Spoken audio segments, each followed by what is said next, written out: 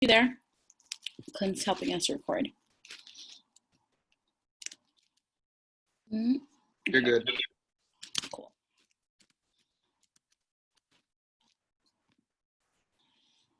Okay, welcome back. Thank you for joining us. This is going to be the penultimate session of the American Revolution series. We have one more session, and the session is going to be next week, and it'll be a panel discussion with all of the lecturers. So we hope that you join us then as well. We'll read a little bit about the series and then introduce our lecturer for the day. So the recent protests against police brutality have raised questions about the revolutionary character of the United States. Platypus argues that any revolution in America working towards human emancipation would have to build on the legacy of 1776 and not 1619. We see the erasure of 1776, the active forgetting on the left, as a fundamental acquiescence to defeat. This is why today we are making the case for 1776 and the promise of liberty yet to be fulfilled. The red thread running through the lecture series is the persistence and legacy of the revolution. We ask, how does America remain a revolutionary society? How did each chapter of American history give a new impetus to the revolution that began in 76? Our approach to the American Revolution and the subsequent history of the polity it founded is from a perspective of bourgeois revolutions and its crisis in the Marxist philosophy of history. So if you'd like to know more about Platypus, you can check out our website at platypus1917.org. All of our current activities that are online can be found at platypus1917.org/virtual. We have Platypus Review, which is our monthly newspaper, which is open to submissions. We also have a podcast, Shit Platypus Says, which I co-host with Sophia Friedman, and that is also available on the website. And we also have reading groups and coffee breaks as well. Today's lecture, I have Reid Kotlas. He's an independent researcher on the history of socialism and a Platypus member. And we'll be talking about the American communists and the legacy of the revolution. Briefly, this lecture will attempt to clarify the relationship of the American communists to the American revolutionary legacy, not only during the Popular Front, but from the Communist Party's emergence out of the crisis of the Socialist Party in World War I to its collapse after World War II, and not only as represented by the Stalinist CPUSA, but also, and perhaps more importantly, by the Trotskyist movement. Communism was not, of course, the culmination of the American revolutionary legacy in the 20th century, but in the retrospective light of the Cold War appears as the latter's antithesis and great antagonist. Yet, while the American Revolution continues to unfold, it also degenerates, obliging us to reconsider its legacy and the place therein of communism and its defeat. Thank you, Reid, and I will let you take it away. And Clint, I believe that we're ready for recording. Great. Okay, thanks, Pam.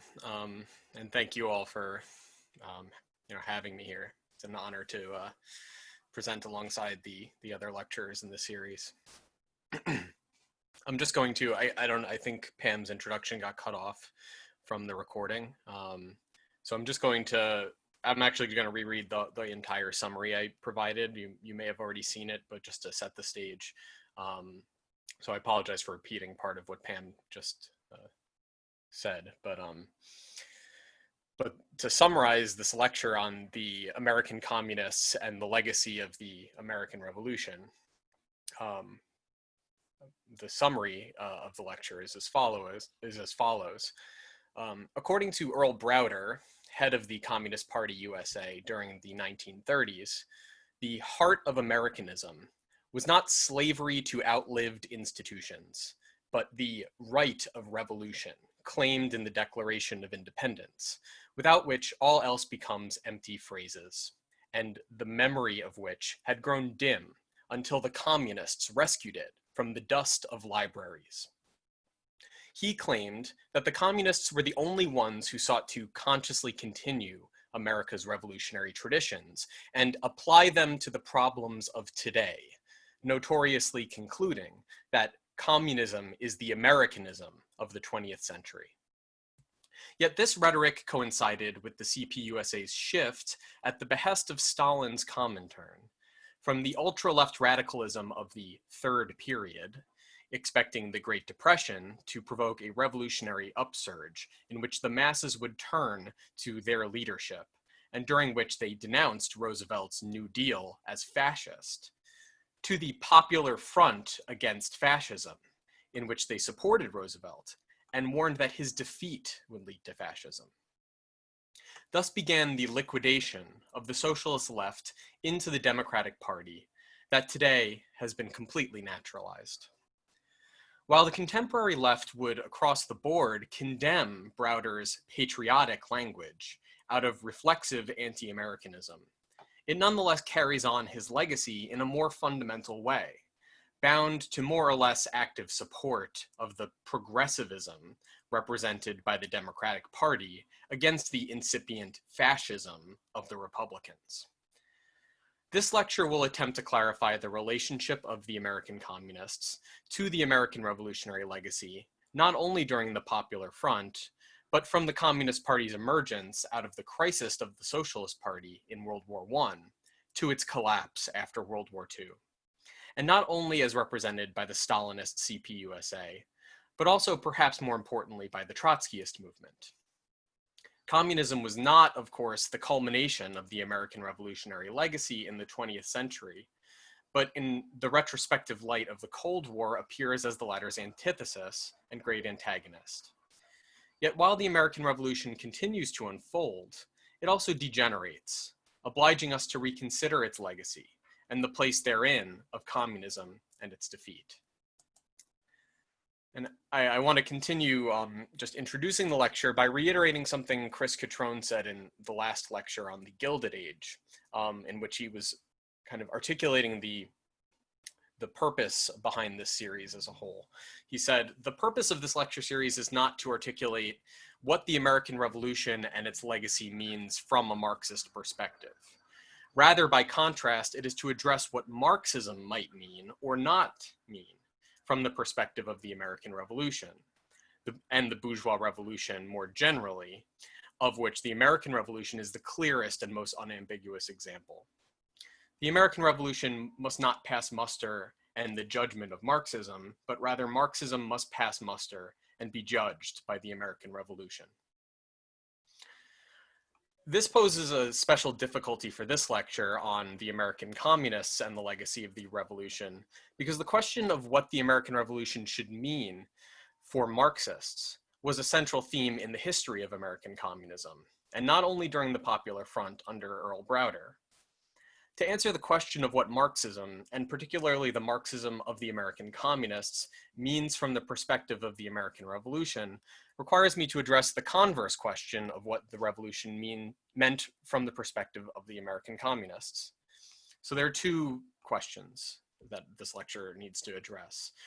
The question of the legacy of the American Revolution, of the first and second American revolutions, as it were, for the American communists, how they understood and related to this history as a legacy to be upheld, preserved, and maintained.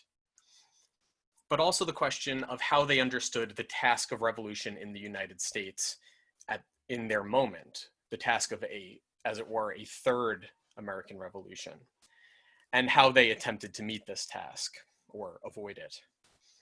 Why did they fail such that the American Revolution did not continue through and culminate in an international proletarian socialist revolution, leading to, in the words of Communist Party founder and later leader of American Trotskyism, James Cannon, the socialist United States of the world?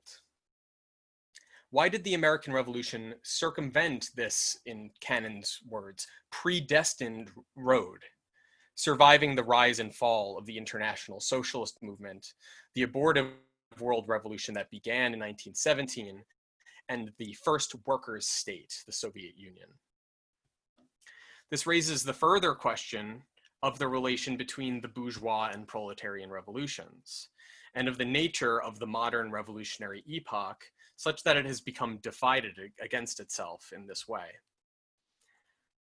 So to kind of thematize that, I wanted to just draw upon a few points made in earlier lectures. First, the quote from Benjamin Rush, the American founding father and signatory of the Declaration of Independence, the quote from Rush that James Vaughan began his first lecture in this series with. Quote, "There is nothing more common than to confound the terms of the American Revolution with those of the late American War. The American War is over, but this is far from being the case with the American Revolution. On the contrary, nothing but the first act of the great drama is closed." And I also wanted to bring up something Spencer said in his lecture on the Civil War. He said, "The Civil War is often termed the Second American Revolution, and this is true as far as it goes.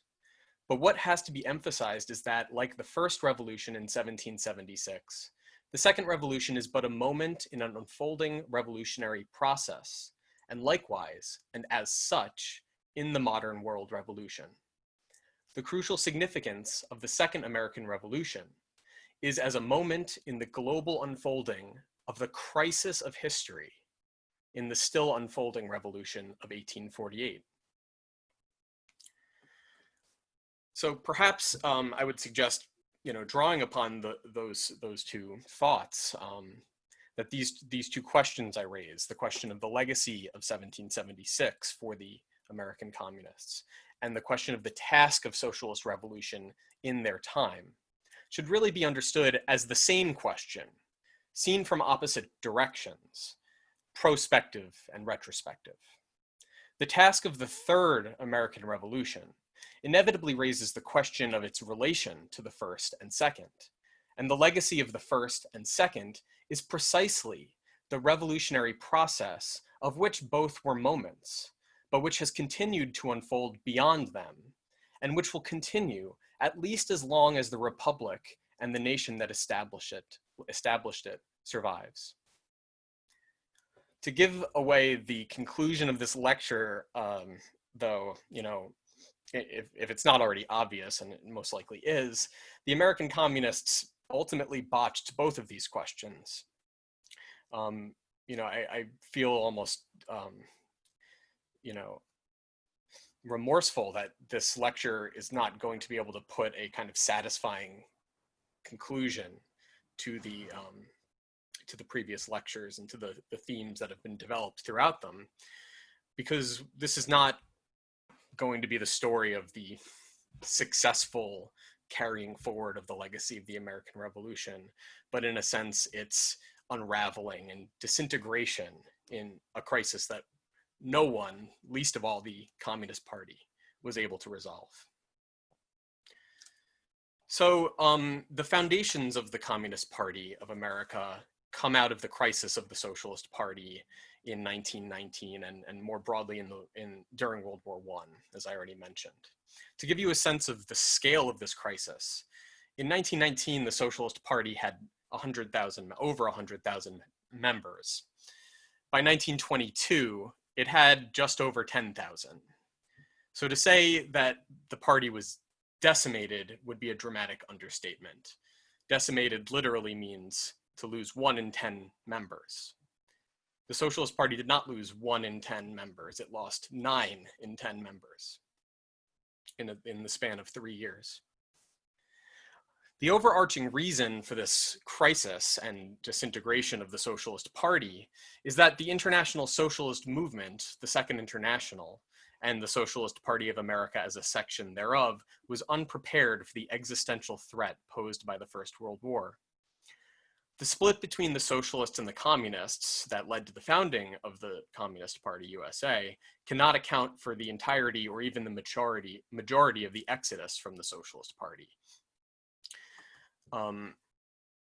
State and parastate repression of the Socialist Party certainly accounts for a significant extent, and there was a very intense suppression of the party as well as the IWW in this period.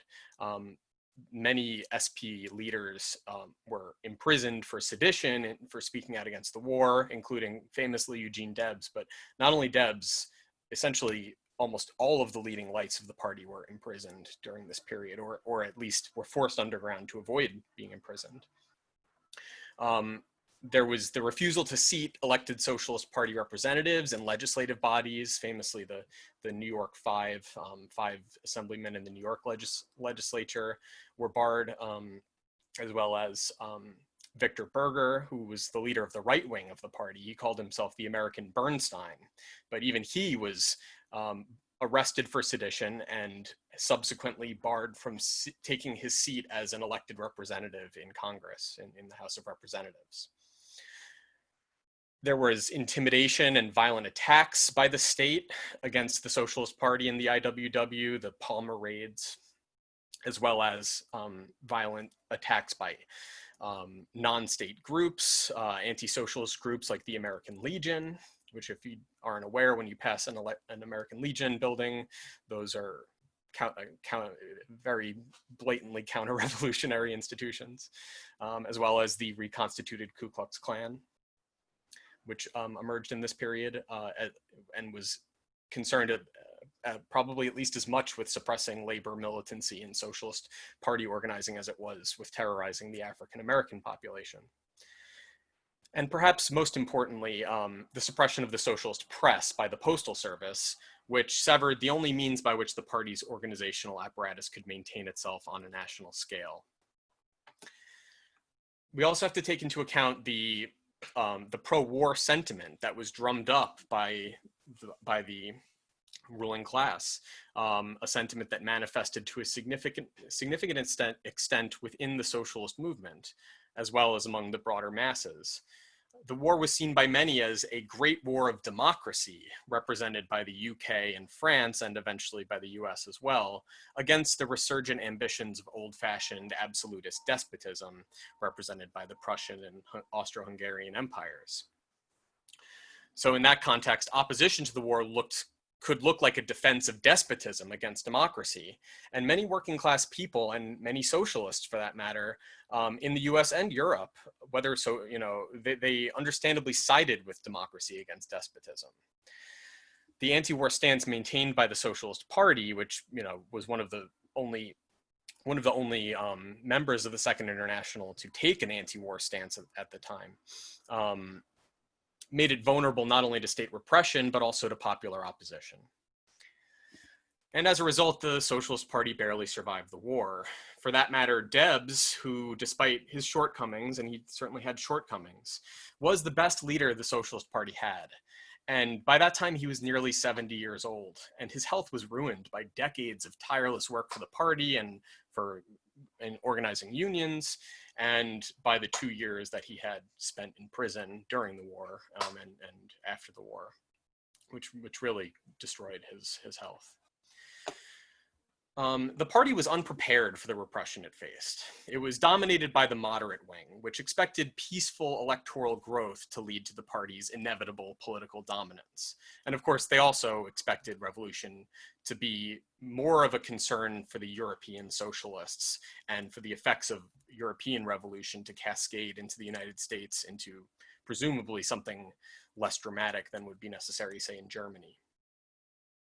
Before 1918, the left wing of the party was nebulous and not really an organized faction, certainly nothing like the Bolsheviks in Russia. And it was generally syndicalist, more concerned with union organizing than with political action. And it was predominantly grouped around the IWW, which was formed in 1905.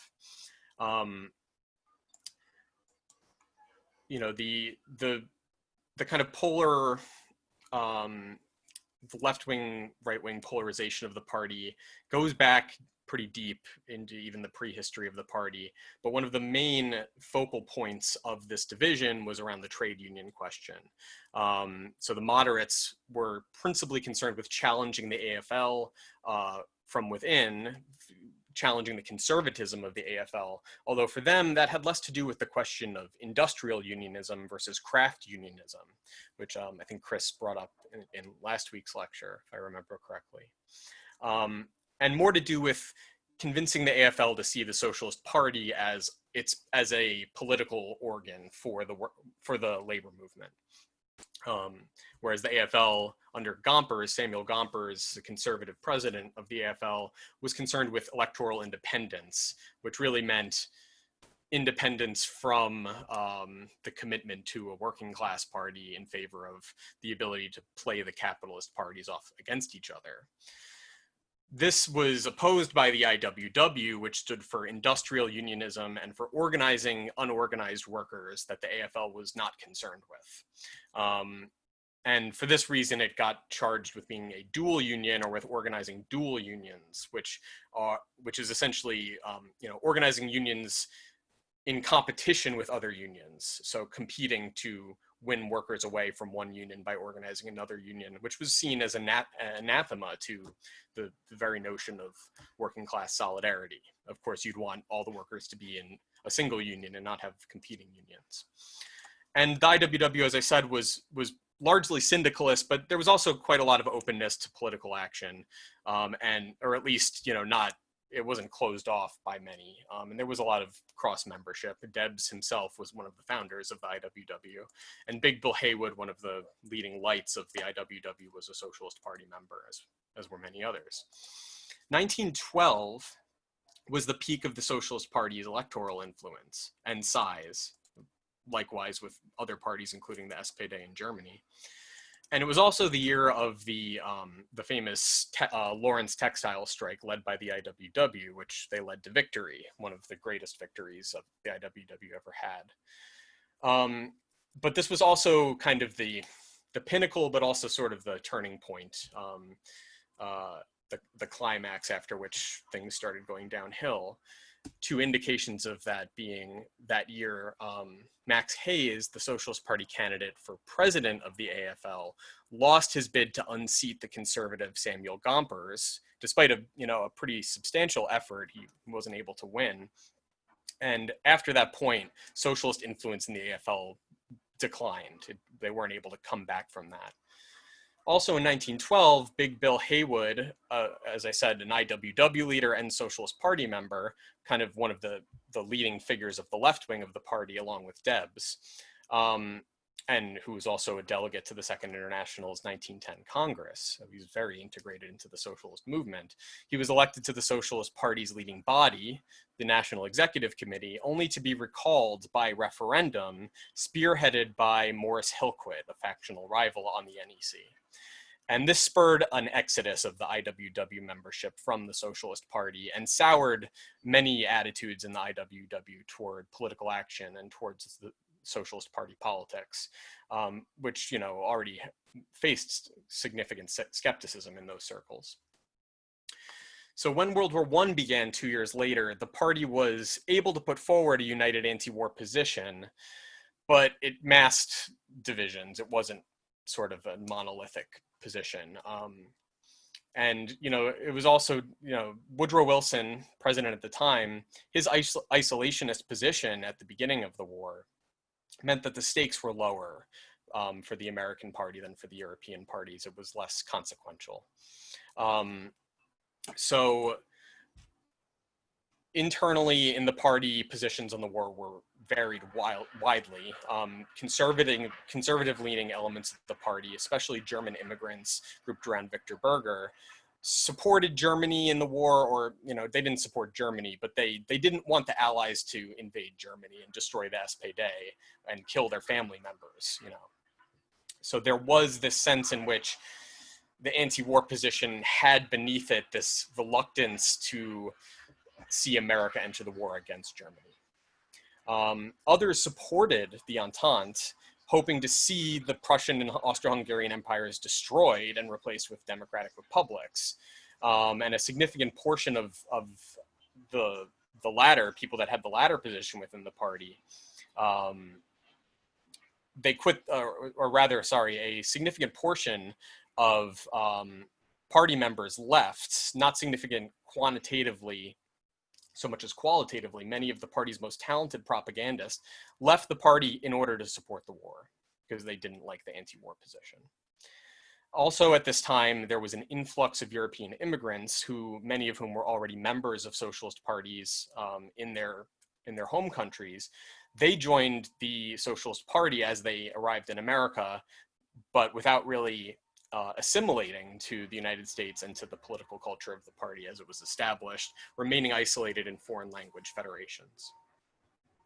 So the party is kind of at a nadir, at a low point in 1916, 1915, 1916, facing all this repression, facing this internal division, the exodus of the pro-war socialists and so on. And then the October Revolution happens and galvanizes the left wing and galvanizes many of these immigrant socialists that have recently joined the party. Immigrants from Russia, from Finland, from Lithuania, Poland, places that are very affected by the war.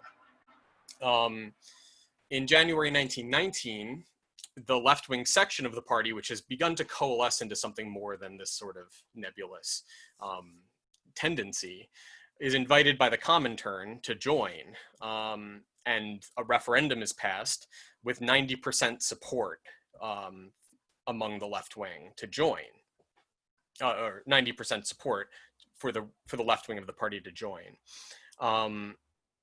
The moderate leadership of the party suppresses these results. There's also elections to the party's National Executive Committee that year that elected 12 leftists to the executive committee of the party, 12 leftists out of a total of 15 seats, so it would have been a majority. And the moderate incumbent executive committee cited voting irregularities to disqualify the vote and ended up expelling several of the foreign language federations, as well as the state parties of Michigan and Massachusetts and Ohio, and many local parties in New York and Pennsylvania. So they essentially purged the left wing to get rid of this problem. And it's out of this purge that the Communist Party is formed. And if you recall, this is depicted in the movie Reds that we screen in Platypus. So for the first 2 years, the Communist Party continued facing this intense repression that had already broken the Socialist Party, and operated almost entirely as an underground illegal organization. The aspiration of forming a legal party, an above ground public party, only finally came to fruition at the end of 1921, which was coincidentally the same time Debs was pardoned and released from prison. And this debate between forming a legal party versus staying underground was one of the kind of main driving factors in this early period. The Comintern demanded that the communists in America form a legal party, but a significant section of the communists wanted to remain illegal for, if you will, infantile leftist reasons, seeing the illegal underground position as the true revolutionary position to have in that moment. Two native-born American labor organizers and former Wobblies, former IWW members, James Cannon and William Z. Foster, were spearheading the effort to form the legal party, and they became the dominant faction with the support of the Comintern. William Foster's labor organizing career goes back pretty deep, but he grew disillusioned with the IWW because he saw the need to form industrial unions as something that couldn't simply occur outside of the AFL, but had to transform the AFL unions from within as well, which most IWW members were not interested in. So his organization that he formed in 1920, right before becoming a communist, the Trade Union Educational League, was dedicated to this task of industrial unionism through boring from within the AFL unions in order to depose their sitting leaderships, their conservative leadership. And the TUEL would end up becoming the American section of the Comintern's labor auxiliary, the Red International of Labor Unions. The Communist Party in this period, should also be noted, they continued to revere Debs despite a lot of antipathy towards the Socialist Party. Debs did not want to split from the Socialist Party. He felt at the time that he was just too old to change horses at this point, as it were. He saw himself as going down with the ship, so to speak. He had some sympathies for the communists. He also had a lot of antipathies, depending on the situation. It's kind of a complicated history. but nonetheless, with all of the back and forth, the communists wanted Debs to join them, and he rebuffed them. But he did express interest in the TUEL as a united front collaboration between socialists and communists, and it could have been a way forward that unfortunately wasn't taken. He did have a correspondence with Foster and met with Foster about the TUEL, but it didn't really amount to much. The central task of the Cannon-Foster faction in this period was to develop roots within the American working class, and thereby to Americanize the party. And of course, that had the connotation of no longer remaining a party of these kind of unassimilated immigrants that were kind of more concerned with what was happening in their home countries. But it was more than that. It was an appeal. It was about making an appeal to the masses rather than to this kind of narrow group of dedicated revolutionaries that were already convinced. Cannon in this period, in particular, is quite clear that the task of the communists is not to form a minority party that will, lead the revolution when the masses finally recognize that they were right all along, but to win the masses over in the lead up to the revolution.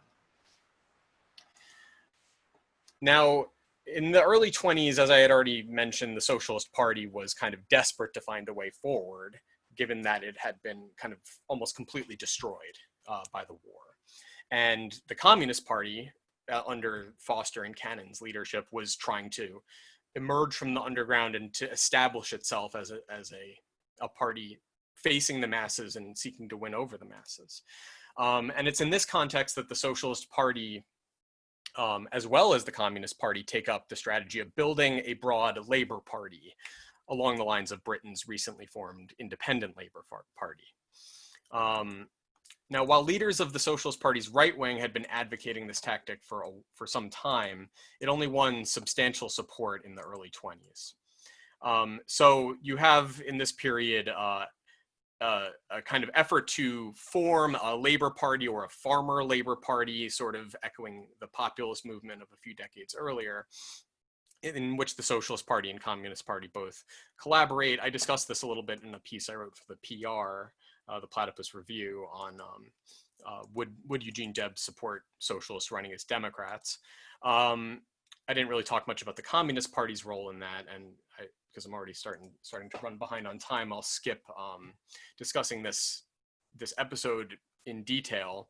But to make a long story short, the AFL and also the Socialist Party involvement in this effort were really kind of hostile to the Communist Party's participation, and that ended up in the marginalization of the Communist Party, despite the fact that Foster had very deep roots in a lot of AFL unions, especially in Chicago, and had initially seemed to have a lot of there seemed to be a lot of potential in the Workers' Party of America, which was the legal party that the communists formed, the above ground party, to kind of become a catalytic element in the formation of a kind of broad labor party representing the AFL unions, socialists, communists, progressives, populists, farmers, etc.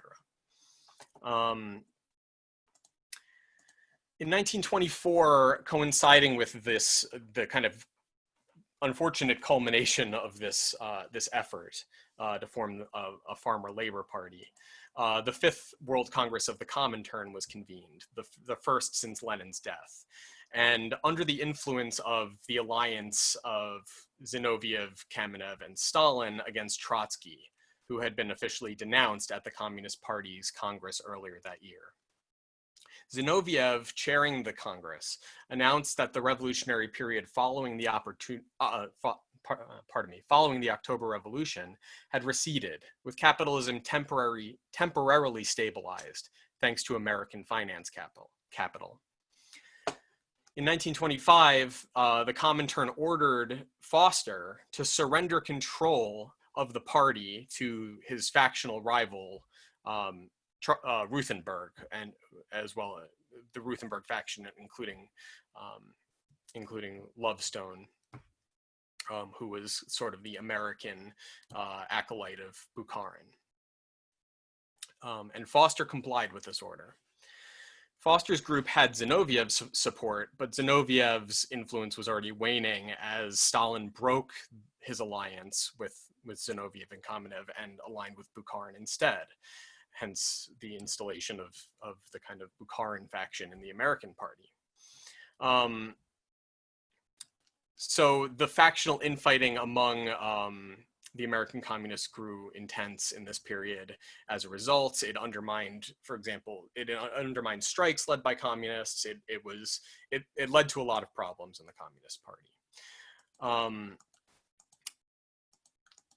And also in this period, as Ruthenberg and Lovestone ascended to leadership, the party began this campaign of resuscitating first Marx and Engels's perspective on America's role and the potential for organizing proletarian revolution in the United States.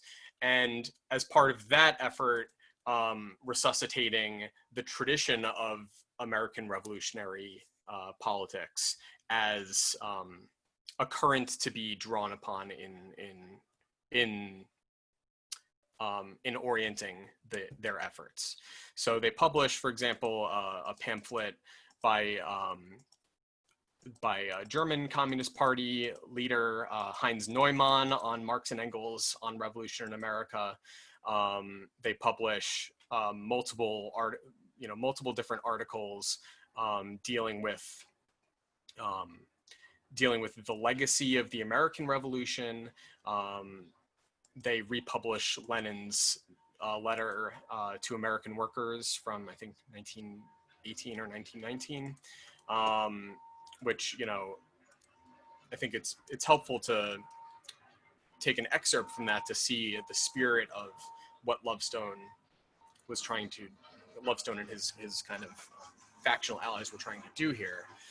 Lenin says in his letter to American workers, the history of modern civilized America opened with one of those great, really liberating, really revolutionary wars, of which there have been so few compared to the vast number of wars of conquest, which, like the present imperialist war, were caused by squabbles among kings, landowners, or capitalists over the division of usurped lands or ill-gotten gains. The American people have a revolutionary tradition which has been adopted by the best representatives of the American proletariat, who have repeatedly expressed their complete solidarity with us Bolsheviks. That tradition is the War of Liberation against the British in the 18th century and the Civil War in the 19th century. Bertram Wolfe, who was a factional ally of Lovestone and would later famously become an anti-communist historian of communism and Cold Warrior, but at the time he was a Communist Party member. He wrote an article that was later republished in a pamphlet called "Whose Revolution Is It?" dealing with the American Revolution. And in that article, he quotes an earlier piece by Lenin dealing with Narodnism and the legacy of bourgeois radicalism in Russia. In reference to this question of the inheritance of the bourgeois revolutions. So he quotes Lenin saying, "We are definitely more consistent and truer guardians of the inheritance of the Decembrists and of kind of bourgeois revolutionary impulses than the Narodniks." And Lenin also says, and is quoted as saying, "To keep the inheritance by no means signifies that one must limit himself to what he has inherited." So Wolfe makes quite a bit of this, and I'll read an excerpt from his piece, which I think is interesting. He says, "Judged by this test, the American working class is still immature, still infantile leftist. It does not claim its heritage. It does not dispute with the bourgeoisie, and particularly the petty bourgeoisie, the back to 1776ers, for its share in the inheritance of the first American Revolution. This year, the Workers' Communist Party intends to claim this inheritance on behalf of the American working class. It intends to proclaim that our class has come of age and demands its heritage. This year is the 150th anniversary of the American Revolution of 1776. If the average conscious worker is asked whether the American working class should commemorate this anniversary, his answer is an indignant no. It was a bourgeois revolution, he will declare. It created our present capitalist government. The Constitution is a capitalist constitution. The Declaration of Independence is bunk. The Revolutionary Fathers represented the interests of landowners, merchants, and capitalists. It's not our revolution. It gave the working class nothing but exploitation. We have nothing to commemorate. So this is the perspective that Woolf and Lovestone are trying to combat.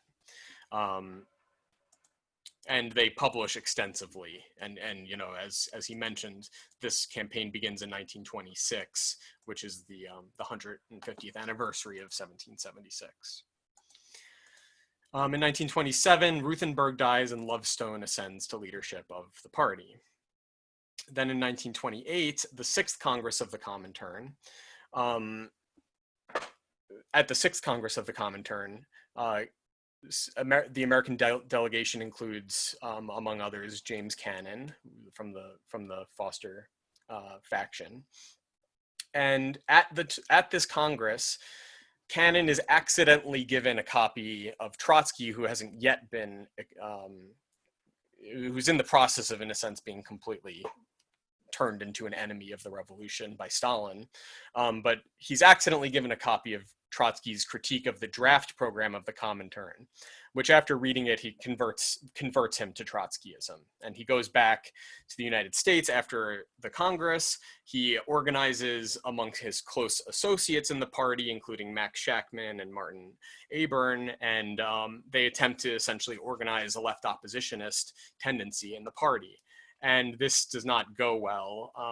Foster himself, who had been a very close ally of Cannon, has him expelled from the party, brings him to his opponent, Lovestone, and rats him out and has him expelled.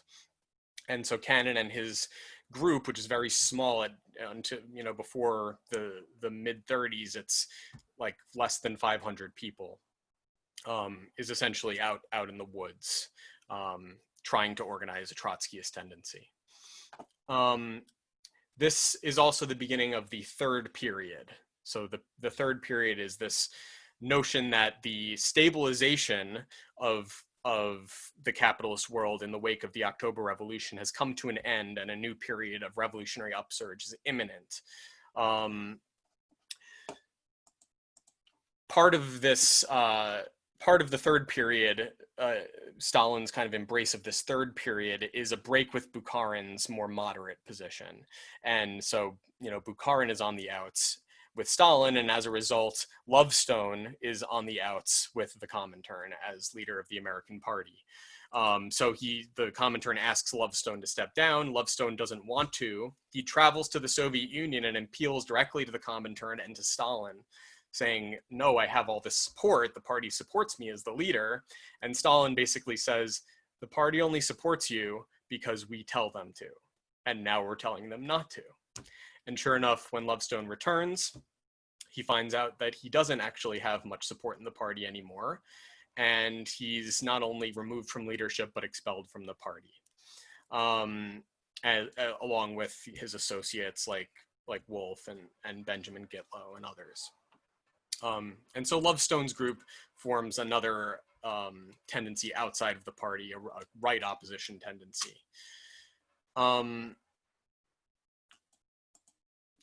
So another consequence of the third period, which obviously is exacerbated in terms of this radicalism, this orientation towards revolution, by the stock market crash the next year and the following Great Depression, which seems to be signaling the death knell of capitalism and the imminence of revolution worldwide, is that the Comintern orders, well, first of all, they reinstall Foster as leader of the party after Lovestone is removed, but they order Foster to change the mission of the TUEL, the Trade Union Educational League, renaming it the Trade Union Unity League, an almost Orwellian misrepresentation of the reorientation.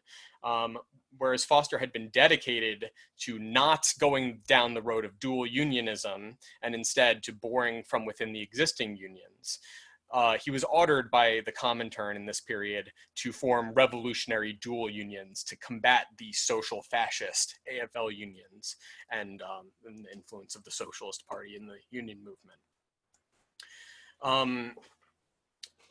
So Foster remains in leadership during the third period, but he has a heart attack in 1932, and which is sort of convenient for the Comintern, who didn't really trust him as a leader, and they instead install one of his allies, Earl Browder, as the leader of the party. Browder having been somewhat more at a distance from the factional politics of the earlier decade and sort of more pliant to the Comintern's orders, having served as a Comintern functionary abroad during most of that period.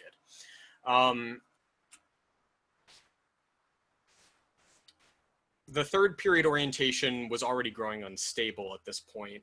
The election of Franklin Roosevelt in 1932, as well as Hitler's rise to power in 1933, signaled that this strategy of ultra-left radicalism, of combating the socialists and the mainstream trade unions as reactionary and fascist, was not a winning strategy.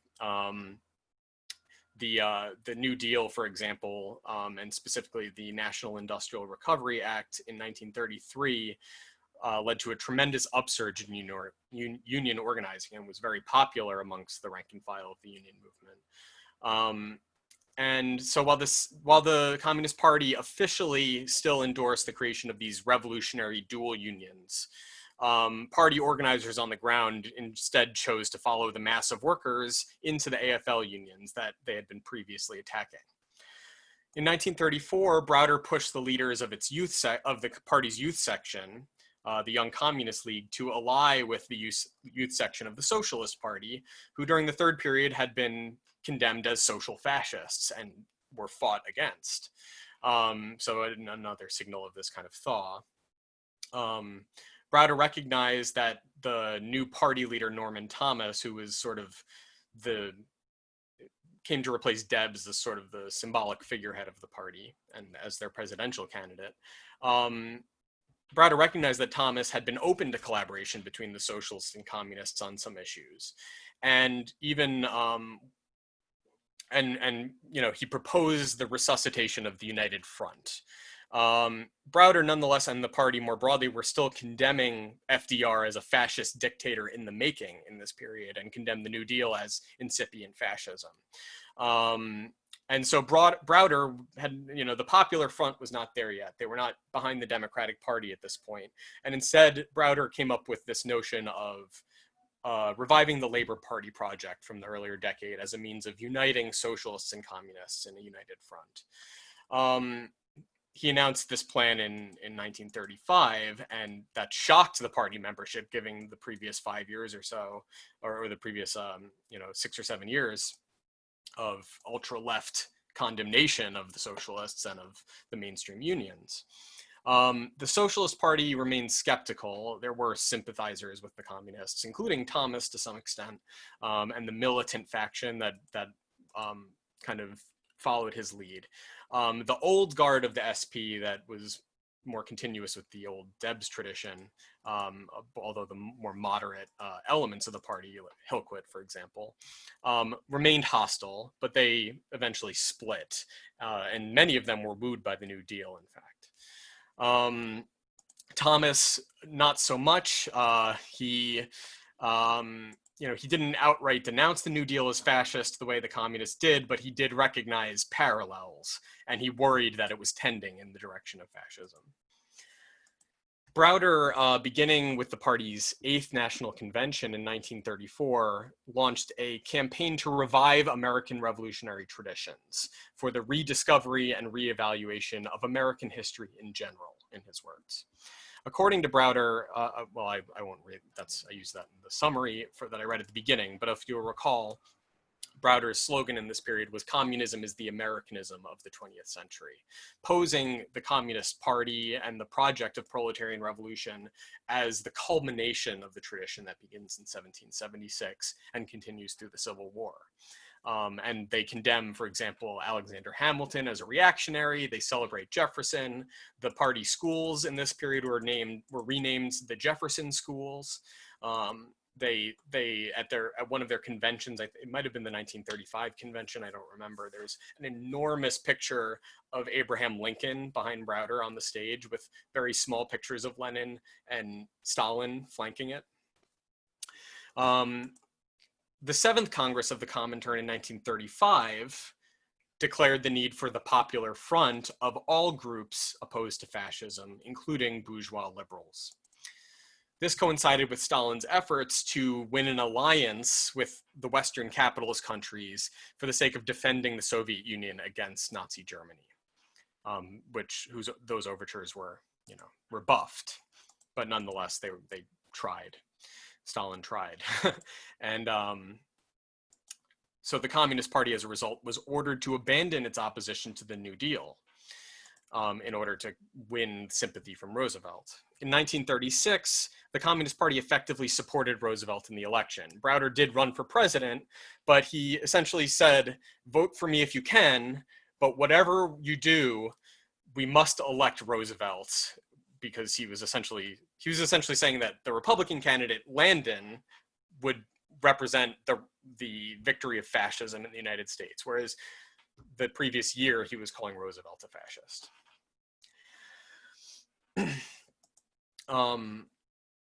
So in 1934, there are three major strikes. I know I'm getting close to the end of my time, but we started a little late, so I hope you'll forgive me going over a bit to conclude.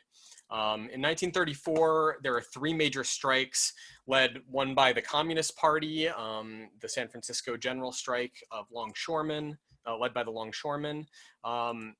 There is the Toledo Autolite Strike, led by the American Workers' Party of A.J. Musty, and there is the Teamsters strike in Minneapolis, led by the Trotskyists, the Communist League of America of James Cannon.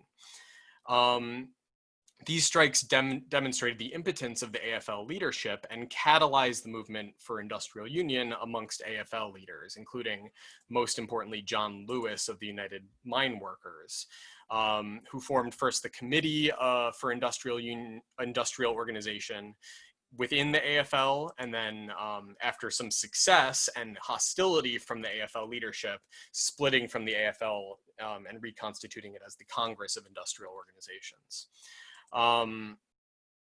In the same period, the Trotskyists entered the Socialist Party, sort of on the invitation of Thomas, who was seeking to make the Socialist Party a kind of broad, inclusive party of all socialist elements. And as I said earlier, he was interested in some collaboration, even with the Communist Party. And the Trotskyists stayed in the Socialist Party for around a year or so before ultimately being expelled, and doubling their numbers in the process, although that from 1,000 to 2,000, it's not a huge number. And then, of course, in 1939, the Hitler-Stalin Pact occurs. So Stalin signs a non-aggression pact with Nazi Germany because he's unable to find any alliance with the Western capitalist countries to defend against Nazi Germany. And Browder is consequently ordered by the Comintern to drop the party's support for Roosevelt in the name of, on anti-war grounds. The Soviet Union and Nazi Germany jointly invade Poland. The Soviet Union also invades Finland. And generally speaking, these events lead to a pretty intense reaction amongst the communist sympathizers and Communist Party members. The Hitler-Stalin Pact is terminated less than 2 years later when Hitler launches a massive attack against the Soviet Union, and the Communist Party quickly swings back to support of Roosevelt and the Popular Front Against Fascism. And of course, America enters the war later that year after the attack on Pearl Harbor. The Roosevelt administration demanded that the unions agree to a no strike pledge, which both the AFL and the CIO leadership accepted, and the Communist Party embraced and enforced ruthlessly, violently, quite often, suppressing strike efforts how by any means necessary, and a lot of, or not, maybe not a lot, but very often coming into conflict with Trotskyist labor organizers who were trying to organize strikes in spite of the pledge. The leadership of the Communist Party was among the most vocal pro-war voices in the United States, advocating unity against fascism. And this, they also, for example, opposed A. Philip Randolph's effort to organize a march on Washington to raise Black workers' demands for equal treatment in this period, seeing that as threatening the popular support of the war effort. They also supported the use of the newly passed Smith Act, which made it a crime to, quote, knowingly or willfully advocate the duty, necessity, and desirability of overthrowing or destroying any government in the United States by force or violence. The Communist Party supported the use of the Smith Act against Trotskyists, which would come back to bite them. Browder officially dissolved the Communist Party in 1944 under the auspices of better integrating the communist movement into American life. And in this period, he was increasingly gesturing towards a kind of peaceful reconciliation between the United States and the Soviet Union, as opposed to some sort of conflict or even the necessity of a revolution in the United States. In 1945, with the end of the war, however, the mounting hostilities between the Soviet Union and the West, Browder was forced out, and Browderism was condemned by the international communist movement. In 1947, the Truman administration introduced the Loyalty Oath program to drive radicals, especially communists, out of federal employment. They established the House Un-American Activities Committee to try communists that were in various in the government and in various private sector, including the unions. Local governments, private parties like Hollywood Studios, the AFL and CIO all essentially rooted out the communists.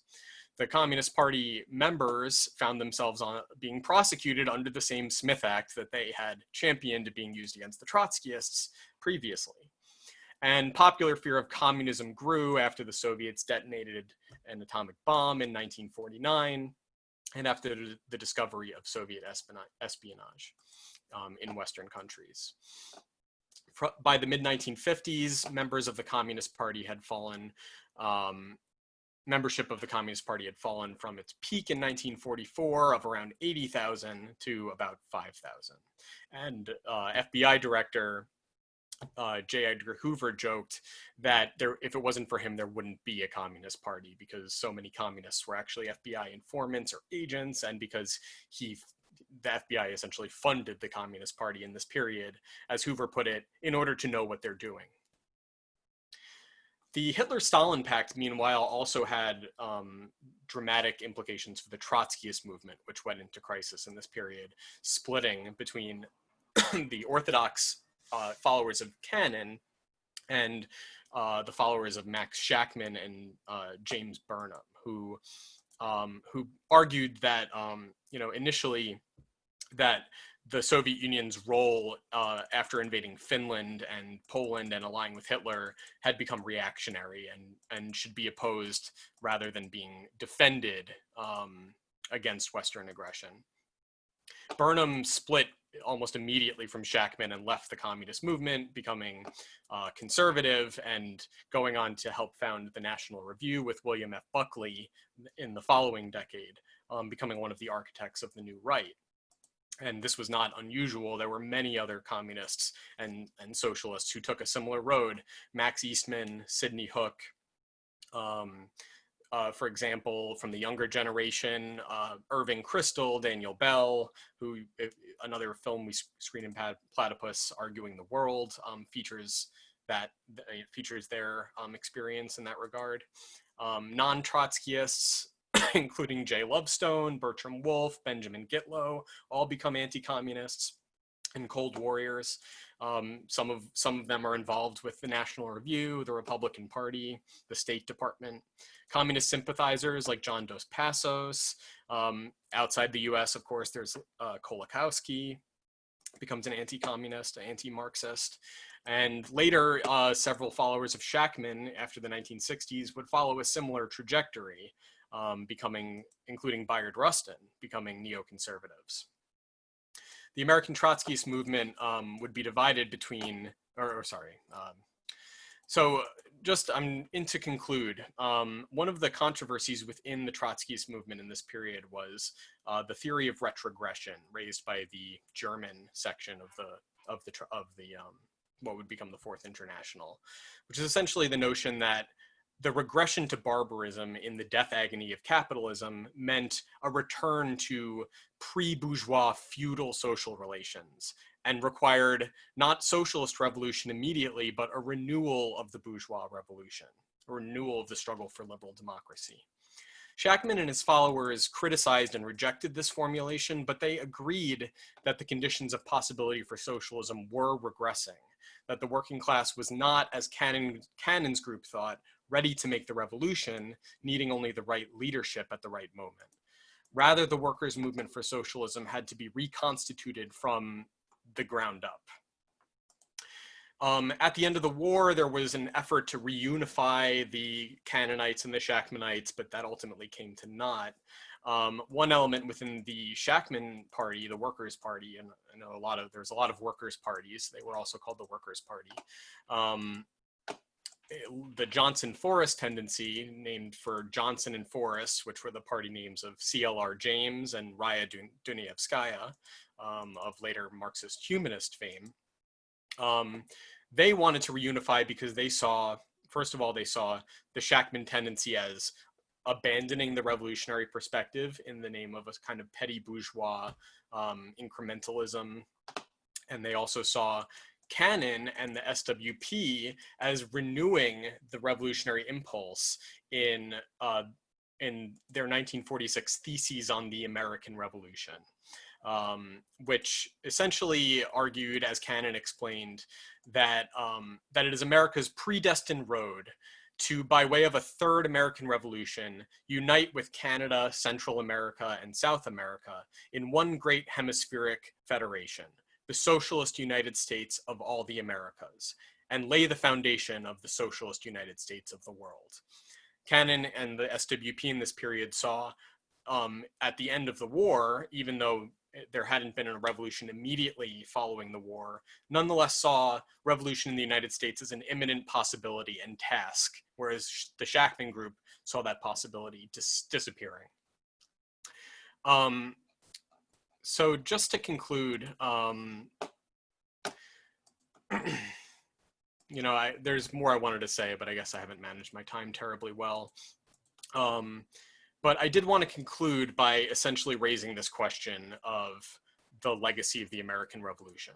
Now, Cannon obviously upheld that in some sense. It wasn't quite as explicitly warm, so to speak, to the tradition of Jefferson and so on, the Declaration of Independence, as, for example, the Lovestone faction in the 20s or Earl Browder's leadership in the 30s. But there nonetheless was this recognition that revolution in the United States was necessary, and that this carried forward the legacy of the earlier American revolutions. The Trotskyists, both of the Cannonite and Shachtmanite derivations in the New Left, however, made sort of a muddle of this, and you can see this in the recommended readings. Hal Draper, who was a follower of Shachtman and is an excellent writer and Marxist intellectual, nonetheless expresses antipathies for the American revolutionary tradition, as do the Spartacus League, who grew out of the Shachtmanite youth section, but ended up turning towards the Cannon orthodoxy in their piece, Why We Don't Celebrate July 4th, which affirms the historical importance of the bourgeois revolution, but refrains from embracing it, as Lenin, for example, in his letter to American workers, lauded people like Debs for doing, when he said, the American people have a revolutionary tradition, which has been adopted by the best representatives of the American proletariat. who have repeatedly expressed their complete solidarity with us. In this way, Lenin expressed hope and confidence that the American revolutionary tradition, in its highest contemporary manifestation, contemporary at the time, was also adopting Marxism. In other words, it wasn't just that Lenin saw Marxists as embracing the American Revolution, he saw the indigenous revolutionary currents of America deriving from the earlier tradition as turning to Marxism, and Debs himself was emblematic of this. Yet the embrace of the American revolutionary tradition by the American Communist Party turned out not to express be the expression of the best representatives, but really was a kind of expression of degeneration, of confusion. You know, there is truth in these writings. You know, there's truth being expressed here, but it's muddled. It's mixed with falsities, with lies, with non sequiturs, with ambiguities. And it really makes a muddle of an important point.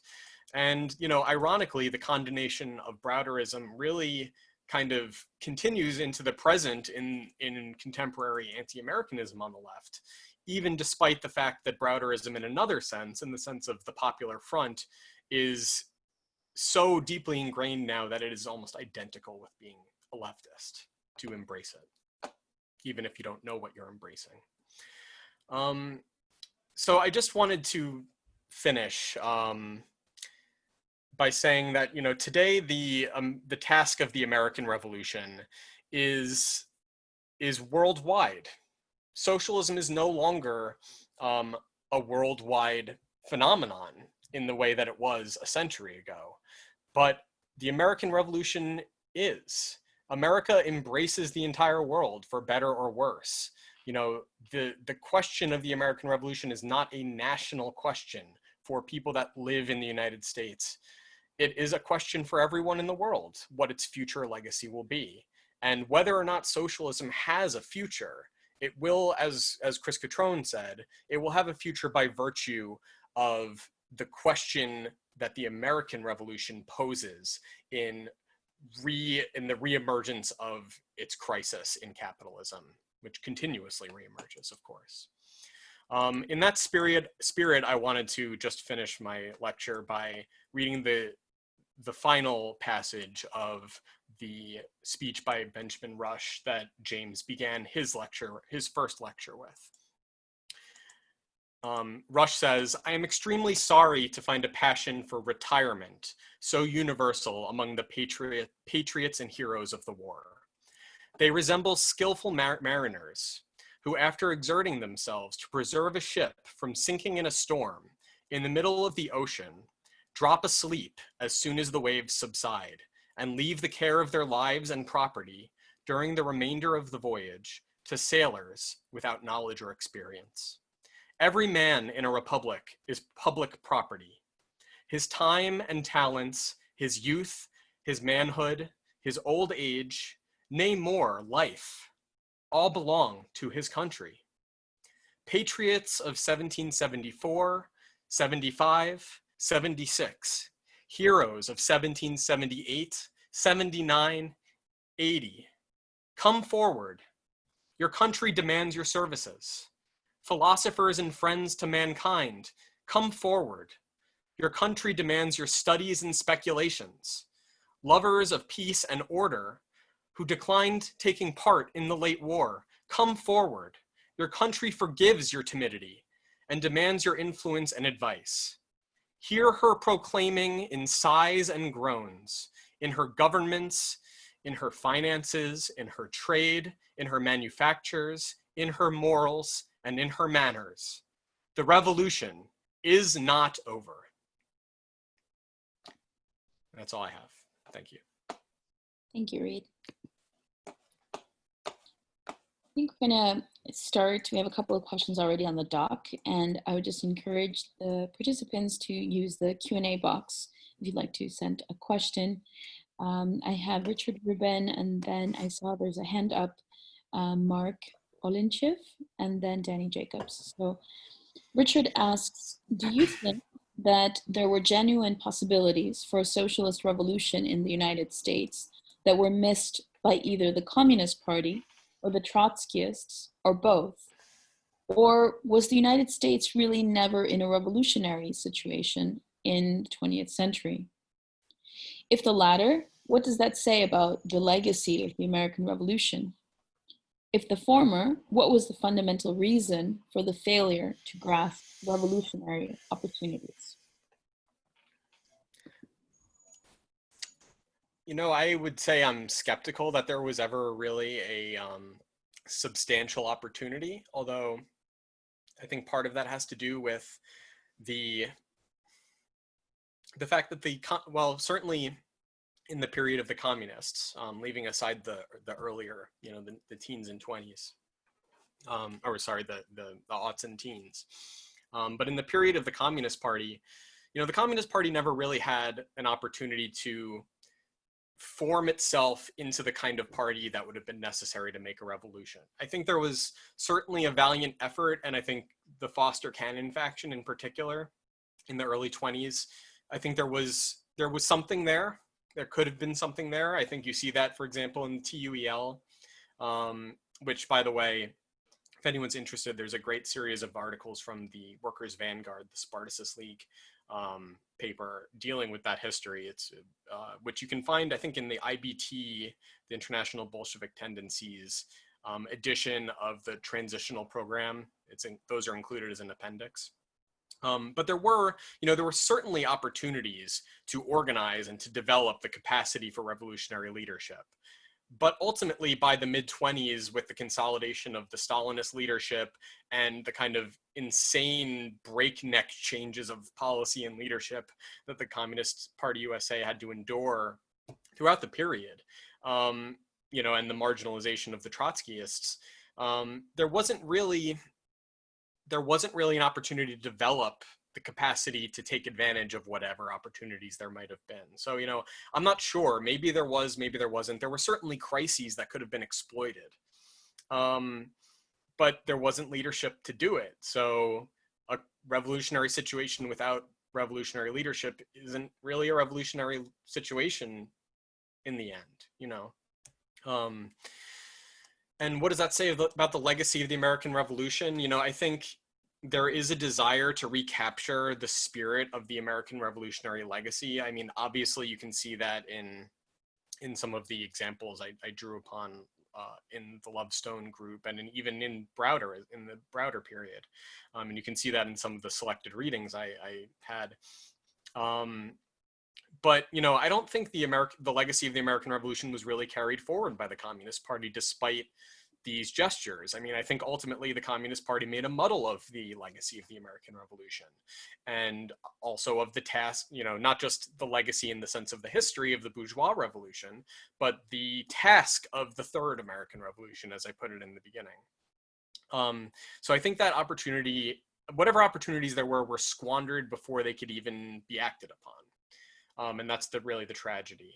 And just a final point here, I think the debate within, and I wish I could have spent more time on this, but the debate between the Shachtmanites and the Cannonites in the 40s about whether revolution was imminent or whether the possibilities for revolution were receding as kind of socialist consciousness in the working class was regressing. I think there is something really interesting about that debate. I don't think either side really comes out as right or wrong. I think I'm, in a sense, more sympathetic to Cannon. But I think Shachtman, in a sense, was more realistic. You know, so I don't really know where that leaves me, but I think, as I said at the beginning, this story is unsatisfying because it's really the story of the kind of unraveling of possibilities that were unable to be seized for that reason, because they were just sort of they were let to disintegrate in the name of following the line of Stalin in the Comintern. So, Clint, could you unmute Mark Olinchev? He has his hand up. If possible. There we go. Mark, go ahead, ask your question. If you unmute yourself. We can't hear you yet. I think you're still on mute.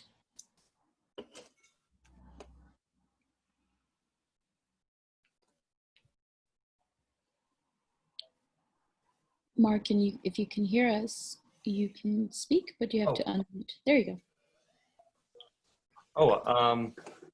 I had to take a phone call. I missed the end of the presentation. It's not just me, is it? I didn't have a question.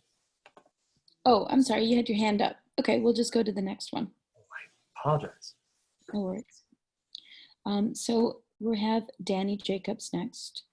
And Danny asks, how does the relationship of the new left to the old left, including the fact that many new leftists were red diaper babies, affect the reception of the American Revolution? Early new leftists appealed to the American Revolution, for example, the Port Huron Statement, and there are exceptions, but it seems that the new left has passed on a complete suspicion of the American Revolution, from Zen's People's History to complete rejection, for example, Gerald Horne's Counter-Revolution of 1776, and even the teacher in Dazed and Confused calling the 4th of July celebration a bunch of, quote, slave-holding aristocratic white males that didn't want to pay their taxes. How does that relate to the new left's reception of the old left and what they believe were the failures of the old left? Yeah, you know, I wanted to, I think I felt to some extent like the question of the new left and the new left's relation to the American Revolution was conspicuously absent from the program of this lecture series. Ending with the Communist Party in the 30s and 40s. It does leave that question open, which is obviously a central question for us in Platypus, given the fact that we kind of labor beneath the shadow, under the shadow of the new left's legacy. And I tried to gesture towards that a little bit, but I think it's a complicated question. There certainly wasn't, at least throughout the 1960s, a uniform rejection of the American revolutionary legacy. I mean, you could point to, for example, the Black Panther Party, who in their 10-point program of it was 66.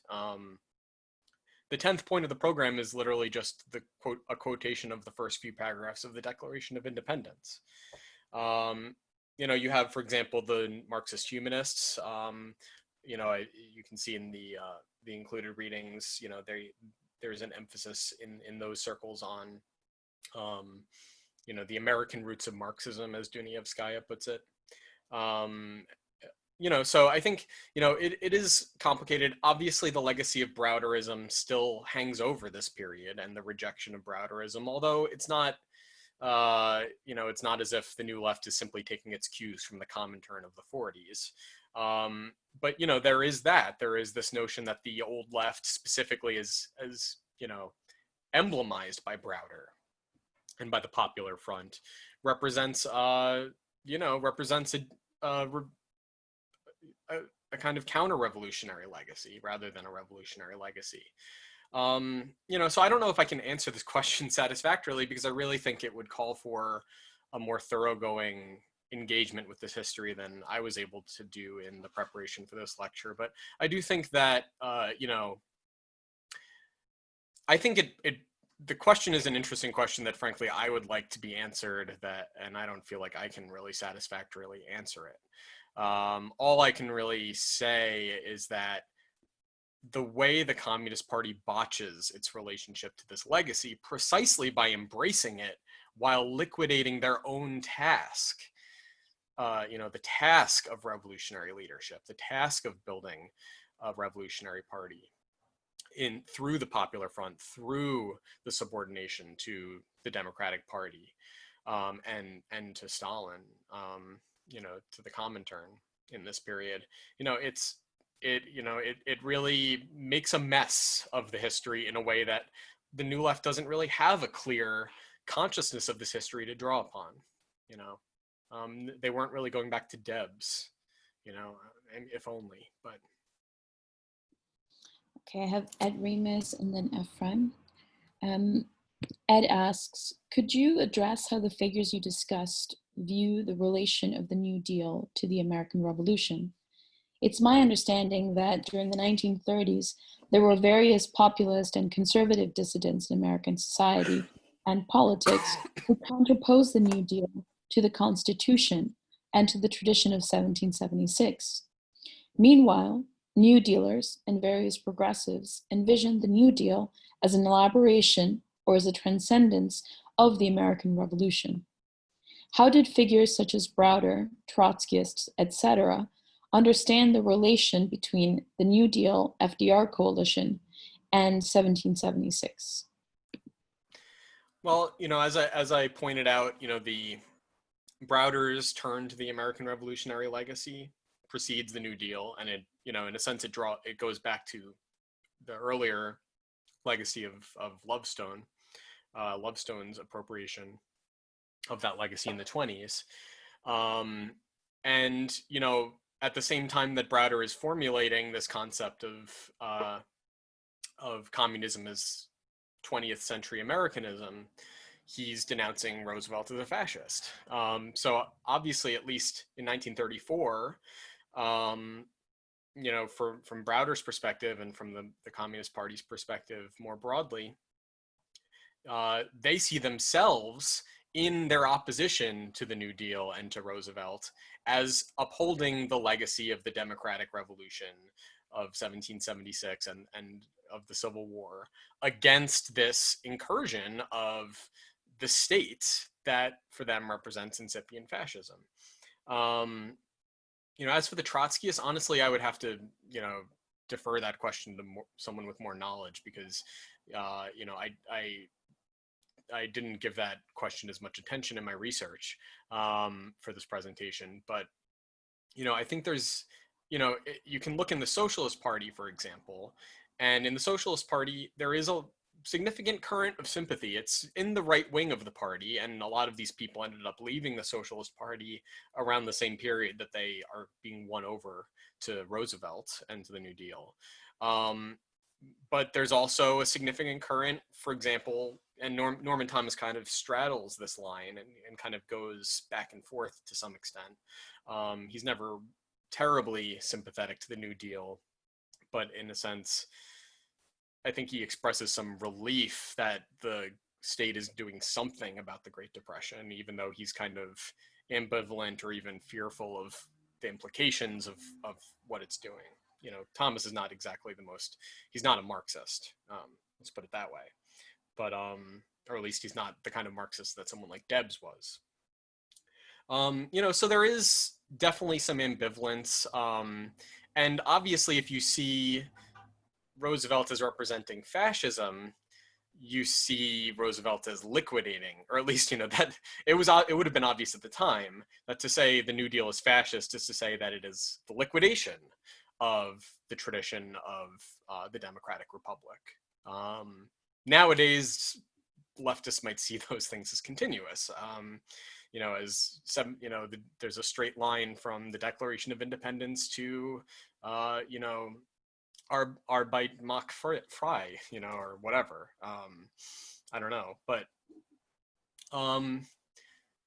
yeah. So I don't know. I think things get confusing in 1935 when the Communist Party has to do this about face.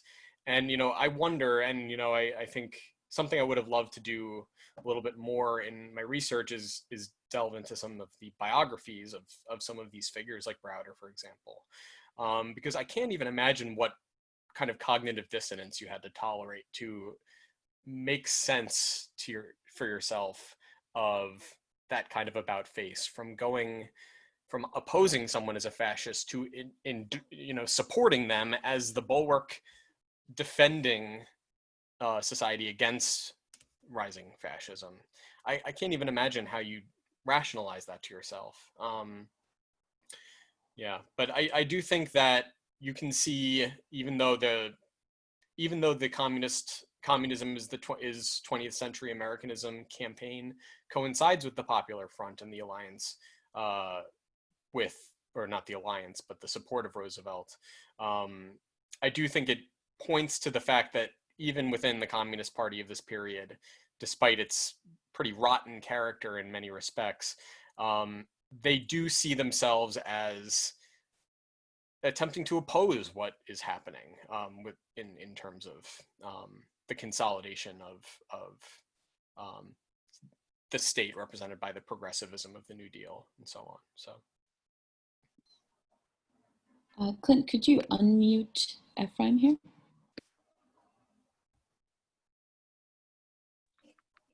Hello? Can you hear you? Can you hear me? Yes. Okay, hi, thank you for the lecture, Reid. I'm not exactly sure how to word this as a question, but I guess I'll try and get it out. I was interested in what you were saying about, I think it was Wolf, kind of trying to re-put Lenin's letter to American workers in 1926 in terms of American workers having a revolutionary tradition. It reminded me of what Trotsky says in Where is Britain Going? That the British working class has kind of two touchstones in its revolutionary tradition, Cromwell and Chartism. And, you know, it was interesting, the bit you read out, how he, in 1926, puts it in a way as if it's the working class who reject the revolutionary tradition, the American revolutionary tradition, and it's for the, you know, leadership in the Communist Party to uncover the history for them. Whereas today we might actually see it perhaps the other way around, that there's a kind of latent engagement in the American revolutionary tradition, however understood, in the American working class, and it's the task of the left yet to be to engage that properly. And so I guess my question is, you know, when either Lenin or the people coming up trying to kind of reword him in 26, or Trotsky with respect to Britain, says that the British or American working class has a revolutionary tradition, what kind of statement is that? Are we talking about what is it like? What kind of claim is that about something latent, persisting in a kind of popular consciousness? Is it related? How is it related and different from the idea that the possibility for organizing the working class for socialism persists because bourgeois society persists to some extent, right? That their bourgeois consciousness actually is the basis for pursuing kind of socialist organizing. Is it a matter of, you know, the existing political institutions that actually embody the legacy of that revolutionary tradition, to, you know, in however perverted form? You know, what I guess I'm asking, what kind of claim is that? Where does that lie? Or is it something that is just kind of has to be, that is totally forgotten or might as well not exist in the latent mass consciousness, and needs to be, as it were, dug out the history books by Marxists and then kind of told as if for the first time to the working class? You know, I think it has to do, well, there's a few things, you know, so in 1926, the 150th anniversary of the Declaration of Independence and the Revolutionary War is, you know, it's in the air, it's in the popular culture. There is a significant show of patriotic, you know, memory of the revolution, not in the working class movement per se, or even necessarily significantly more, maybe perhaps as Wolf puts it, in among the petty bourgeoisie. But you know, it's in the air. It's something that they're responding to in the popular culture of the time. And you know, there's also this sense in which, well, obviously the United States is, in a sense, in a unique position with regard to the socialist movements of Europe, in that it's working with the you know, bourgeois democratic republic in a sense, in a, I don't want to say a perfected form. Obviously it's not perfected, but you know, in a more pure form, and in a sense, at all, you know, compared to most European countries where they don't have a democratic republic. You know, so there is a sense in which there is a need to reckon with how the task of socialism is different in that context that the European socialist tradition didn't need to address as forthrightly. The previous few decades of, from the 1880s through the 1920s sees a tremendous disillusionment among the working class with the legacy of the American Revolution as represented by this, the American state in American society in that period. It seems, like a bygone rhetoric that has been falsified by the society that emerged on its basis. You can look at someone like Debs, for example, who, when he was younger, put a lot of credence in the ideals of the American Revolution. It was, he saw the kind of society, this kind of, if you will, not pre-capitalist in a chronological sense or something, but not yet corrupted by the crisis of capitalism. This kind of ideal of bourgeois society without that crisis as a factor, he sees as something in the 1880s, 1870s, 1880s, even into the 1890s as something that has not yet been done away with. For Debs, as he confronts the crisis of capitalism in that period, it's not a terminal crisis that points towards the need of fundamental transformation of society.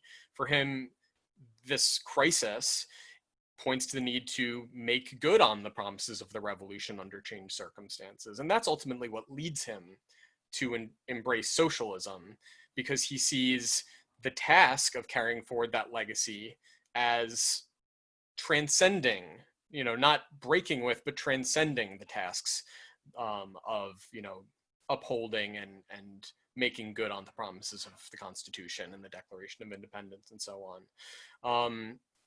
So they're reckoning with that, and with this question of, is there a way of rekindling this revolutionary spirit, or is the working class going to succumb to a kind of cynicism that might undercut the revolutionary impulse of transforming society on its own basis? And then, of course, you also have to factor in the fact that the Lovestone clique, the Lovestone faction, is, they have a kind of idiosyncratic perspective. It's, influenced by Bukharin. But they're, it's described as American exceptionalism, which I didn't use that term to avoid confusion, because it's not necessarily, that term can mean a lot of things. But that's the kind of pretenses on which Lovestone is deposed from leadership for his theory of American exceptionalism, which is essentially, essentially the notion that America might not need a revolution to get to socialism, or at least in the immediate future. A peaceful development of a socialist movement for some period of time is a realistic prospect. In a sense, Lovestone sees the stabilization of the second period, so to speak, bolstered as it is by America's ascendancy on the world stage, as, certainly at least within the context of American society, as something that might be the conditions under which the communists operate for the indefinite future. Whereas, Zinoviev, for example, and Trotsky for that matter, are saying, well, no, the crisis is not going to be held off by America's ascendancy, because it will provoke crises in the rest of the world that will redound on the United States and provoke crises there. So, there is a sense in which the appeal to American revolutionary traditions, I think, is attempting to rouse a certain sentiment of, a sentiment that there's something unique about the American context that communists need to take advantage of, because, it's not going anywhere in the near future. So it doesn't make sense to kind of denounce it when it can be used as an asset. So I don't know. I think there's a lot going on a lot going on there, and it's not all good. It's not all the kind of Debsian,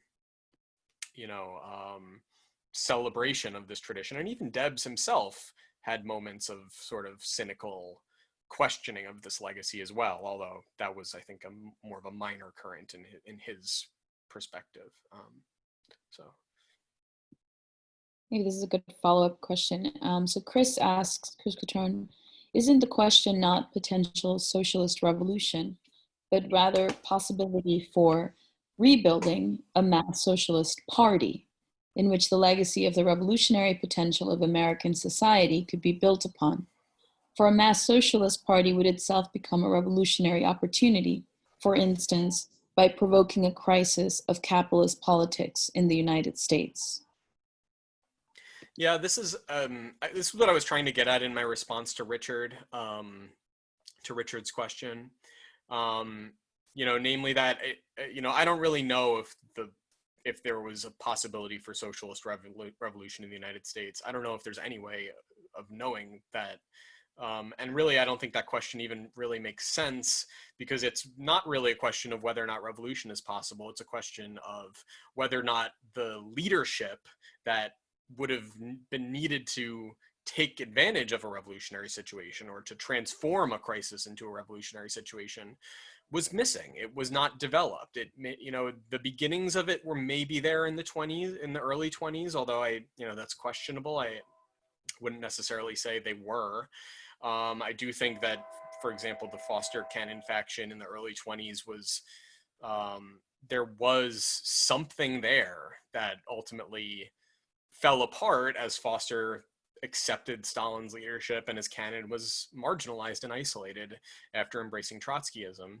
For all of his merits, Cannon was not able to carry that forward in a successful way through the CLA and the SWP.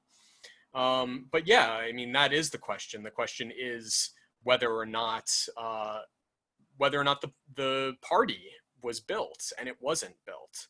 And ultimately, the tragedy, in my mind, or one of the many tragedies of the communist tradition in the United States, is that the legacy of the American Revolution was invoked precisely to justify abdication of the task of building the party. It was used to justify liquidation of that task in the Popular Front. And earlier, I don't think Lovestone is anywhere near as he's certainly a problematic figure, and I don't mean to apologize for him, but I think Browder takes it to a different level in the 30s than it was with Lovestone in the 20s, I think. But I do, I think that even in the 20s, I don't think Lovestone's invocation of the American Revolution was really any better in this regard. I think the Bukharism, this kind of this notion of the necessity to kind of moderate, there is something to that. It was actually true that there wasn't a revolutionary situation in the offing by the end of the 20s, through the 30s, into the 40s, and to the end of World War II. There wasn't a worldwide revolutionary upsurge of the sort that you had in 1917 through 1919, precisely because there was no party. There were crises that could have been taken advantage of, and they weren't. And that's the legacy for the Communist Party, the legacy of the American Revolution is ultimately used as an excuse for abdicating the task of socialist revolution, abdicating the task of building the party that would be needed to make a crisis into a revolutionary situation. So that's, and in a sense, that's liquidation of proletarian socialism into the politics of,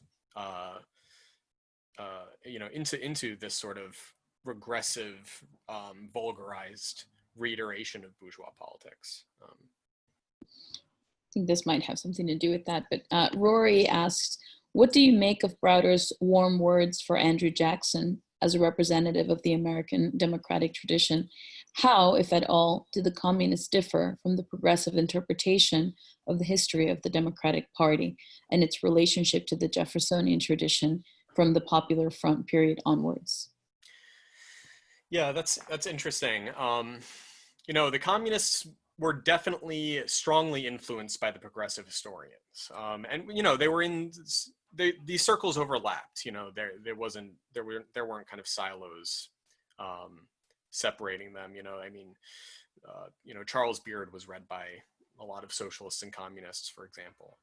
And there was a current of historiography within the Socialist Party of the first decade of the 20th century.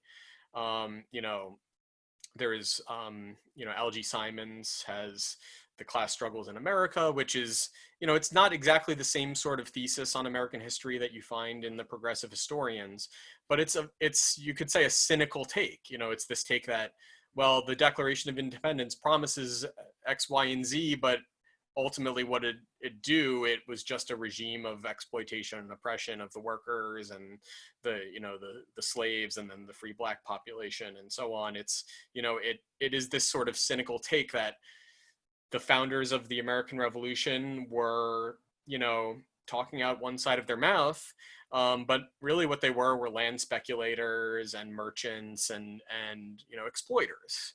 And they established a new regime of exploitation using this highfalutin rhetoric. So you get that from Simons, you get that from James O'Neill, who wrote a very popular book.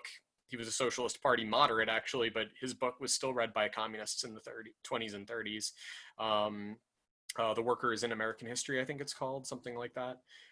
James O'Neill, just a side note, is the person who expels the left wing in 1919. L.G. Simons was a left-winger. He was the editor of the International Socialist Review, which was one of the major publications of the left wing.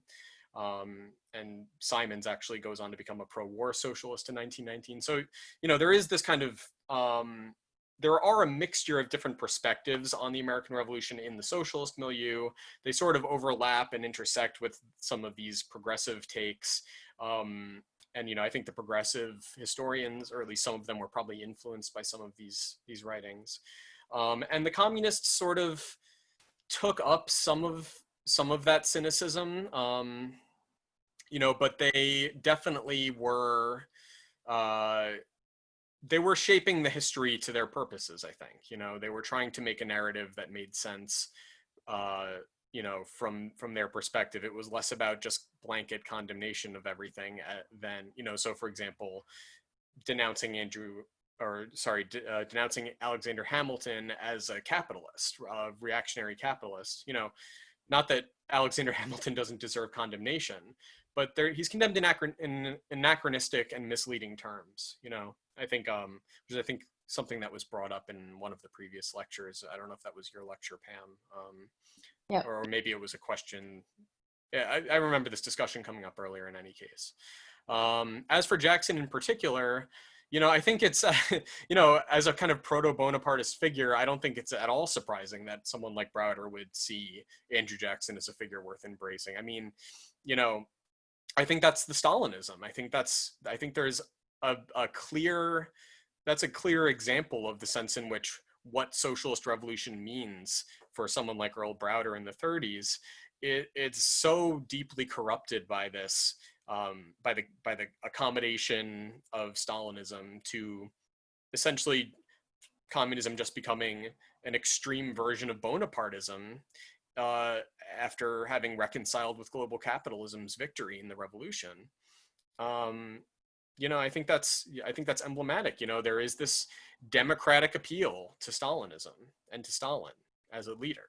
There is this democratic appeal of, the strong man leading the discontented masses. And obviously that was Jackson's appeal. So, it makes sense to me that Browder would celebrate someone like Andrew Jackson. And it's just emblematic of this sort of cynical take on the history where, it's not about making sense of the history and it's on its own terms. It's about using it for contemporary purposes. We have two questions left. So Kevin asks, on the presumption that the left died with the failure of the World Socialist Revolution in 1917 to 1919, how does progressivism, the New Deal, and the Democratic Party carry on the legacy of the American Revolution more honestly than the old left you talked about in your lectures?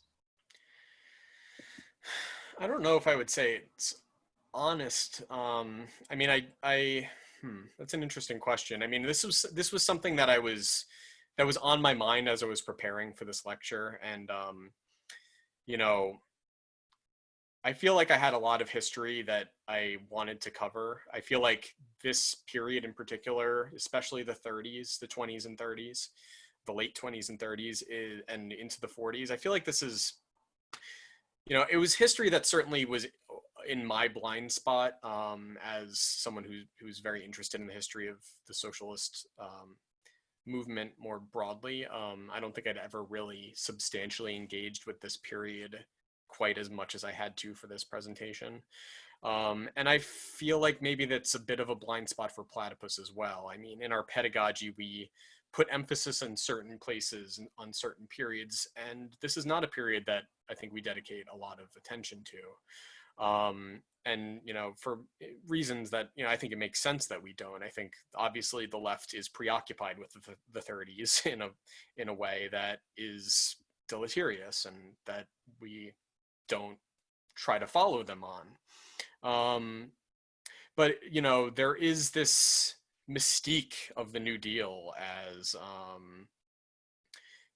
obviously the America we live in now is the America of FDR. It's the America that was made by the New Deal. So in a sense, I mean, yeah, I get the point of the question, namely that in a sense, it is Roosevelt and it is the New Deal that carries forward the American Revolution, the American revolutionary legacy in a way that the communists did not. They did not successfully carry forward that legacy. They made a mockery of it, if anything, unfortunately. And, but what does it mean that the New Deal carried forward the American revolutionary legacy? It's like the metastatization of the crisis of the American Revolution. That's what progressivism represents. It represents the crisis is not overcome, and it's certainly not undone. It's in a sense stabilized and made permanent. So, I mean, in the sense that the New Deal represents the crisis to which the American Revolution succumbs in capitalism, stabilizing itself in the absence of socialist revolution. It is the inheritor of the American Revolution. The American state that presently, dominates the world, which was built on the foundations of the New Deal, is the inheritor of that legacy in a way in which socialists today aren't and don't want to be. And that's a problem for us, that's a problem. But patriotism, in the sense of reclaiming this legacy, is, I think there is still something to the notion that you can claim this tradition against the legacy of the New Deal without trying to simply reject it as a fascist, it's, I mean, there is a point to seeing a commonality between Roosevelt and the New Deal and fascism, but it's not fascism. It's not the same thing that fascism represents. It is a sincere effort on the part of someone like Roosevelt and others to keep the American experiment going in a new period in which new problems have arisen, and the state has to do something about those problems. So, it's an interesting question. It's in a sense a question that I don't know if I can like satisfactorily answer, because it's a question that anyone seeking to make sense of the legacy of the American Revolution has to reckon with, not just as a kind of reflection, but as the real problem of what it means to continue the American Revolution today. And unfortunately, the left today will denounce the American revolutionary legacy on the one hand while embracing the legacy of the New Deal on the other. So you kind of have the worst of both worlds.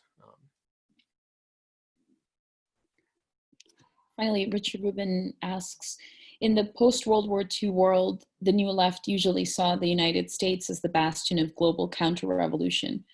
Before World War II, the role of American capitalism was less hegemonic. How does one's perception of the legacy of the American Revolution relate to the perception of the role, actual or desired, of the United States in the world? Well, it's interesting because, Marx and Engels regarded the United States along with Russia as the twin pillars of counter-revolution in the 1840s and 50s.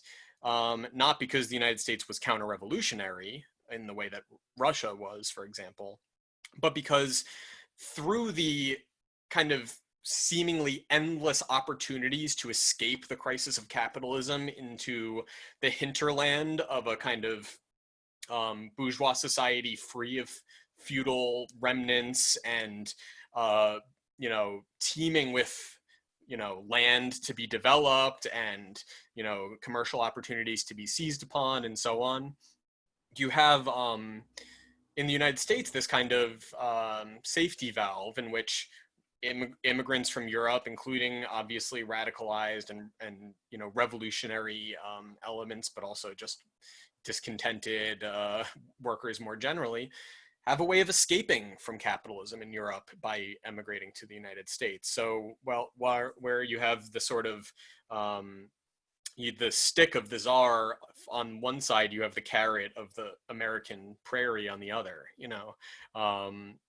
and obviously with the Civil War, this role begins to change, and Engels certainly recognizes that. That's one of the main themes in the Neumann pamphlet. I think I mentioned, I don't remember if I brought it up explicitly, but one of the things the Lovestone faction did in the 1920s was publish this study of Marx and Engels' writings on the American Revolution, which is actually pretty good. I mean, it's mostly just quotations, so you can't go wrong with that.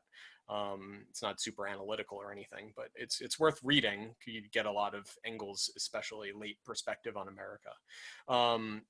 But there is this sense in which this role of America as a safety valve for European capitalism is declining, and not only declining in that sense, but with the imminence of a European war that Engels saw in the 1880s and 1890s, he saw that Europe was poised to essentially destroy itself and leave the ascent of capital to America. So there was this perception by Engels in the 1880s and up to the end of his life that the future task of socialist revolution very well may be revolution in the United States. So coming back to the question, so hegemonic, I mean, there is the sense in which it's obviously when America becomes the global hegemon in the post-World War I and especially post-World War II period, it changes the role. There is nonetheless, from the beginning, so to speak, already in 1848, there is this question of what to do about the problem posed by the United States, precisely because it's a bastion of counter-revolution per se, but because it undermines the revolution precisely through its success as a bourgeois revolutionary society. So I don't know if that satisfies the question, but Well, yeah, socialism in the United States or bust. Yeah, that is the task. Thank you, Reid. And thank you to all of our participants as well as our lecturers for the series. And just as a reminder, all of the series are on YouTube, so they've all been recorded. And next week we'll have the final session, and it will be a panel discussion with all of the lecturers. So we really encourage you all to show up and to ask questions. I think that it should be a very dynamic conversation and should sort of put us on the spot about why we chose to do these lectures and what we should be getting out of it. Thanks so much. Thanks again, Reid. Thank you.